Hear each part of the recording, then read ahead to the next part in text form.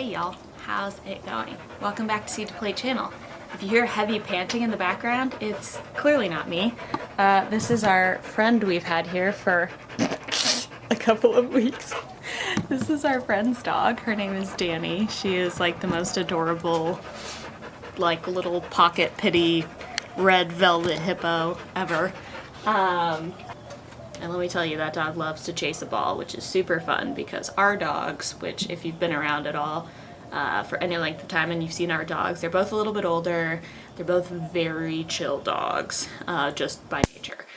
So anyways, it's been super fun having Danny, and she just loves to play, and she's great. So I haven't been here in a couple weeks, so it's nice to see ya. I wanted to say two things about my last video titled I'm Giving Up. One thing is thank you for all the support. That was like my most engaged video ever, and I've always claimed to be honest and loving and relatable here on this channel, and I just really appreciate that you guys really like felt that. And you know, I never want to portray anything that isn't realistic, right? My gardens are for my hobby and my happiness. They are not my full-time job, and therefore they don't look like it. So yeah, I wanted to say thank you for all the support. There were a couple people who either like emailed me or left a comment asking like why I was so upset, and I rewatched the video and I don't think I made it super clear as to why I was so upset about the garden being such a fail. So I wanted to kind of put that out here at the beginning of this video. So the reason I was so upset is because like it just kind of sucks when things don't work out, right? Like that's just a sucky thing to happen. Number one. Number two, I have been writing a cookbook for 2 years that relies on the garden, and so I like way back in December when I was planning the garden, I planned the garden so that I could photograph my cookbook. Well, nothing went according to plan, and I did not get to photograph my cookbook, which means that I now have to push a dream of mine that I've been working on for multiple years. I am now going to be pushing that for another year. And in reality, because we're moving next year and I'm going to be setting up new gardens, it's going to be kind of a miracle if I end up being able to do it next year. So, you know, coming to that reality and coming to that realization is really tough.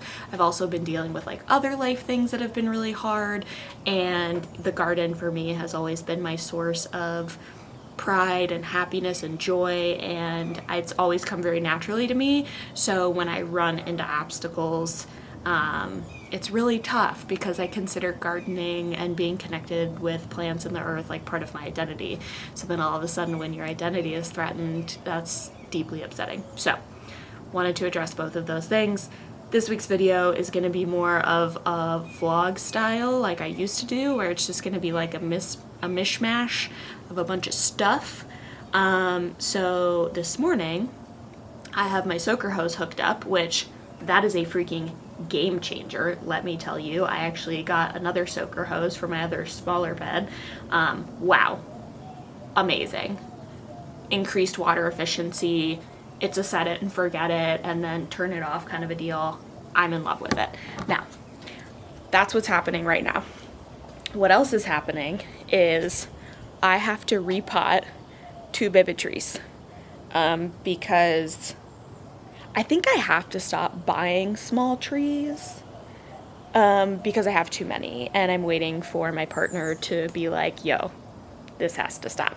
But he hasn't said it yet, so today well, it wasn't today, it was a few days ago. We brought this home. This is a little baby Persian lime, and I do think the dead ass of summer is a great time to get baby trees if you're trying to increase your collection, mostly because they're on sale. Because the time that you want to plant these kind of trees in the ground is the spring, and so by the time the dead heat of summer's coming around, they're trying to get rid of their stock and all of that good stuff. So we're going to be repotting this Persian lime. I have a key lime, but key limes are tiny, like for key lime pie. This is more like a lime you put in your Corona or your margarita, which not gonna lie, was the main motivation for buying it. So we're gonna be repotting that today. And then the other one that we're gonna be repotting is this. This is a rooted cutting from a peach tree for my community garden. Now, if you're new to like trees or whatever, rooted cuttings are really cool ways to, really cool and cheap ways to get into the whole tree situation. So I've had garden friends send me cuttings from their garden. I've taken cuttings from my community garden. Basically, you take a cutting, you take a stick essentially from a tree, and you put it in rooting hormone and you put it in the dirt, and then sometimes it grows and sometimes it doesn't. But this morning we're going to be working on repotting these two things. I really want to look at the root balls. That's a really good way to indicate the health of a tree sapling. So that's the project this morning.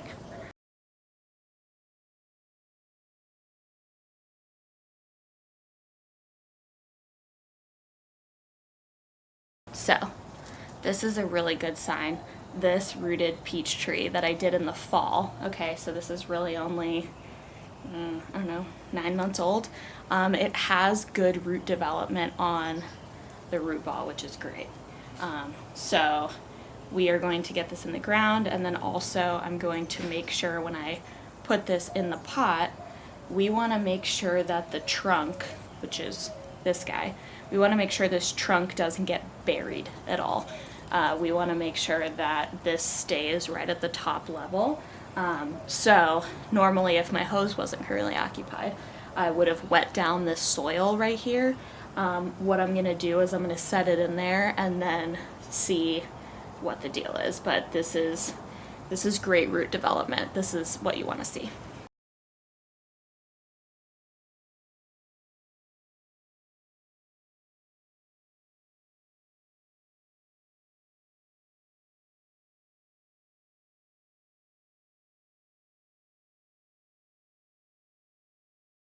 Okay, y'all, so this is why they put these trees on sale at the end of the summer, because this is extremely root bound. So once you start to see the roots at the corner start to circle around the bottom, that's pretty root bound. Now, I've actually gotten all of my trees on sale like this and they're thriving. So we're going to get this guy in the ground. We'll break up the root ball a little bit.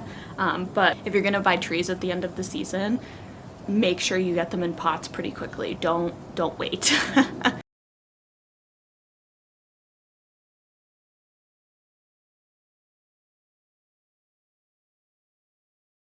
Okay, so that soil will settle once we get it watered in, which you do want to do same day. You don't want to wait because basically you just put a dry tree in a dry pot and the roots are going to have nowhere to go. So you want those roots nice and moist. So we have our lime, we have our peach, and a few other exciting things to show you in the garden. So this is a rooted fig cutting I got, and surprise to me, there are 2 figs on it. So that was a very pleasant surprise. And then I believe my, big grasshopper. Guys, I kind of hate these things. They're just like, I don't know, they're ugly, they're gross, they eat my shit. That Meyer lemon over there, that Meyer lemon's starting to turn, which is very exciting. Those were the morning projects thus far. I do have to install another soaker hose. What time is it? I also have to remove the last 2 standing tomatoes that looked okay. Now they don't look okay anymore. And yeah, we're just gonna take you along for all the projects this week. So, see you later. All right, good morning, y'all. I think I'm gonna plant some sweet potatoes today. I'm not 100% sure. We're gonna see how long I last this morning. I am not caffeinated well enough quite yet. But I wanted to tell you something very important. I think I have to move, like, immediately. Now you're probably wondering, Brooke, you've been talking about moving forever. Why do you have to move now? Well, let me tell you why I have to move now. Because yesterday I found a grasshopper on my Eureka Pink lemon tree, which is already troubled. I found a grasshopper the size of a goddamn cardinal. Yeah, it was huge. It was terrifying, scared the shit out of me. I went and told my partner, I was like, I don't know what to do. That thing's gonna eat me. And he said, let me take care of this. Y'all, it was so big, neither of us wanted to get close to it. And yes, I recognize that we are city slickers, okay? I get it. We have the heebie-jeebies over anything that crawls, anything, like, I am intimidated by nature, okay? I am not afraid to admit it. I'm not gonna lie, we shot the grasshopper with a BB gun, okay? Because there was range, we could be far away from it. We blew off half of this grasshopper's body, and it lived for like 3 more hours and kept eating my tree. It had no back legs, it had no wings, but it was indestructible. And so he came back out here, knocked it off the plant with an electric racket, and electrocuted it. Did we overreact? Yeah, we probably could have done something much more subtle. I didn't know grasshoppers got that big. Y'all, I am not shitting you. This grasshopper was the size of a full-grown bird. Okay. Now that we've got that story out of the way, yeah, I have some sweet potato slips. I have some dirt. I'm not really wanting to get real dirty today, but gardening is dirty. So what we're gonna do is, I'm actually gonna put the sweet potatoes in my backyard because I'm planting them a little late. So I want them to be easily accessible in case I have to cover them, in case we have like a light frost in the fall. This is where they're gonna go in these grow bags. So I put up this trellis, and we kind of felt like the person in this window was in jail with the trellis up here. So this was kind of a botched idea. If we would have had a better spring, I think it truly would have worked out great. But that's not what we got this year. Also, it's some of the hottest days of the year, so planting these sweet potato vines might be a colossal mistake, but you know, gotta risk it for the biscuit. I was also told by one of the gardeners at my community garden, he asked me how I got green beans so early, and I told him when I planted them, and he was like, wow, they should have gotten got by a freeze. And I said, well, you know what, Dave, sometimes you gotta break the rules. Risk it for the biscuit. All right.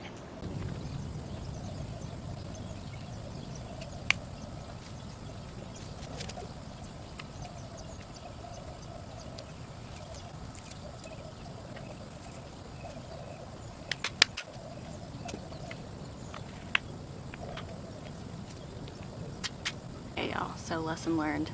This wood was the wrong wood to buy for what I needed. It warped really bad, and I was able to just break it off with barely any strength. So, you know, we're growing, we're learning, we're doing stuff.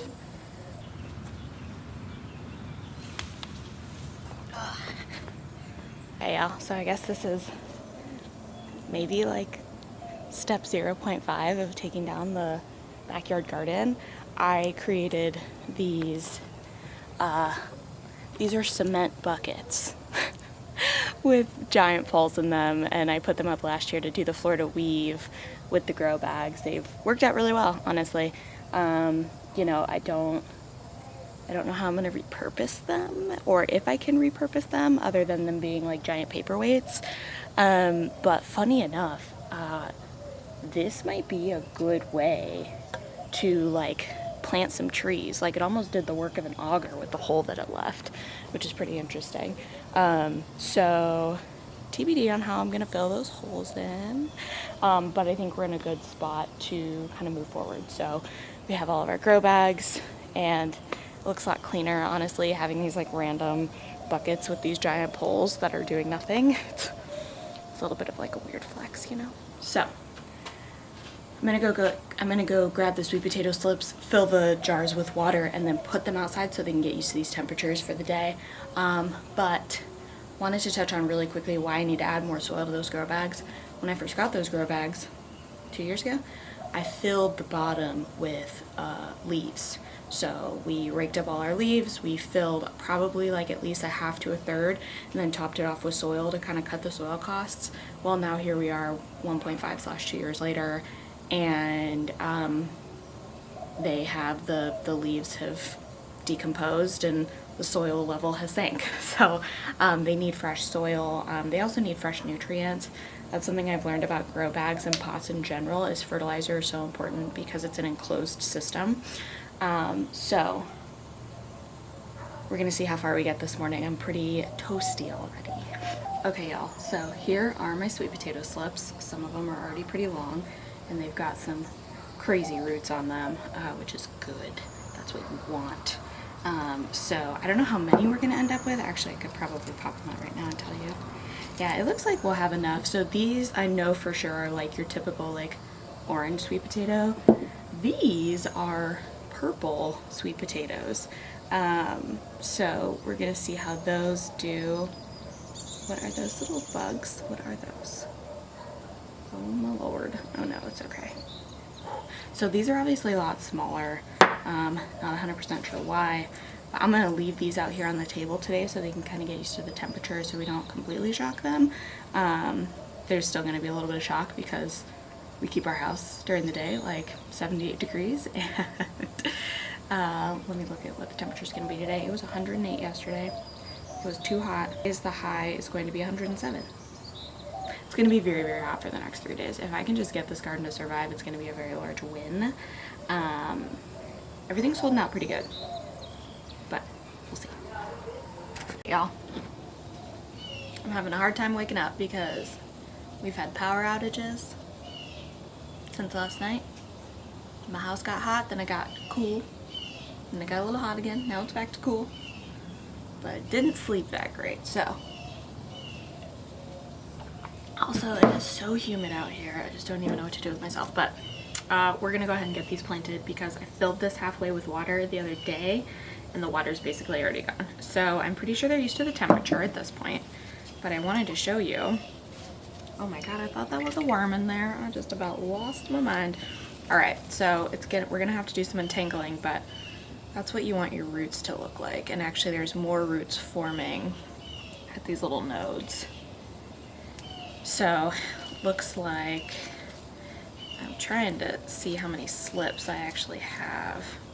You don't need that many because they trail a lot, so you really don't want them, like you don't want to plant 2 of these. But like look at the roots on that thing. That looks real nice. So my soaker hose is rocking and rolling right now, watering everything else. All right, so it looks like I have 1, 2, 3, 4 pretty large ones. I think I have 8 grow bags over there. And then for the purple potatoes are just a lot smaller, purple sweet potatoes, but there's still some good ones in here that have good root development. And because I'm putting them in grow bags, I'm probably gonna water them like a couple times a day until they really kind of get moving. But I just need to get 4 of these out a year.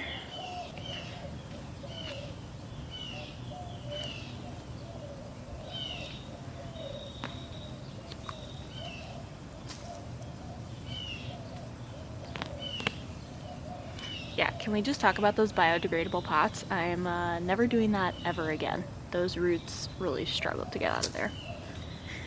Alright, so we have a little bit of a hole. We have our roots. You just want to cover the roots. You don't want to cover too much of the stem. But that's it. It's as easy as that. Probably try and wind this guy around the grow bag just so that it's not too big of a problem, but those are sweet potatoes. So before we close this one out, I wanted to show you guys my little tomato seedlings. So my decision was to try and do fall tomatoes, which I got started a teeny bit late, but that's okay. We like to break the rules around here, so it's fine. Also with how warm it is, they're gonna grow like crazy fast. So let me show you what we got going on in the garage. Hey, y'all, those are some fall maters, and I actually really need to replenish. I really need to replenish my seed stock for tomatoes for next year, which is honestly kind of a good thing because I bought like a ton of tomatoes seeds a couple of years ago, like to the point where it's taken me 2 years to really kind of like work through a lot of them. So, but the ones we do have, which I didn't have markers when I planted these, so I made myself a little chart. But the varieties that we have in here are Nature's, and I'll pop up photos so you can see Nature's Riddle, Solar Flare, Cherokee Purple, Golden Jubilee, Paul Robeson, some standard beefsteaks. I did not try those in the spring. Black Crim, Black Strawberry. Those were new ones from Baker Creek, and I don't know, maybe I just didn't do something right, but they weren't amazing. Like I wasn't like blown away by them, but it's fine. Brad's Atomic Grape, which I got 0 of, Red Pear, Yellow Pear, Sunrise Bumblebee, Beer's Crazy Cherry, Sun Gold, the traditional large red cherry, Purple Rain, Daifuku, and Raspberry Mochi. So a few of those are new varieties to me. A few of them I've grown plenty of times, but it looks like we're gonna have a pretty good seedling time. They're all doing pretty well. So I actually started some fall seeds last night during our power outage because you don't need power to do that. I'll film another video where I walk you through everything I'm growing in the fall garden, because fall gardening in Texas is actually wonderful. Like everybody gets, hi buddy, everybody gets so excited for the spring for like tomatoes and peppers, and yeah, like trust me, I love that time of year. But once you get to fall and winter here, the pest pressure is less, the temperatures are better. So like I feel like spring is very much like very intensive work but high reward. Fall is a lot lower work but still pretty high reward, to be honest. So yeah, but thanks so much for hanging out with me, guys. Thank you for being patient with me and my content. This is a lower time of year and you guys have all been quite wonderful and I've missed you all. So subscribe if you haven't subscribed yet. I'm also starting to create some content for TikTok and Instagram Reels as an experiment to kind of see if, you know, that is a medium that I enjoy. So follow me there, Seed to Plate channel on TikTok, What Brooke Grows on Instagram, and as always, thanks so much for watching. Happy gardening, and we'll see you next time.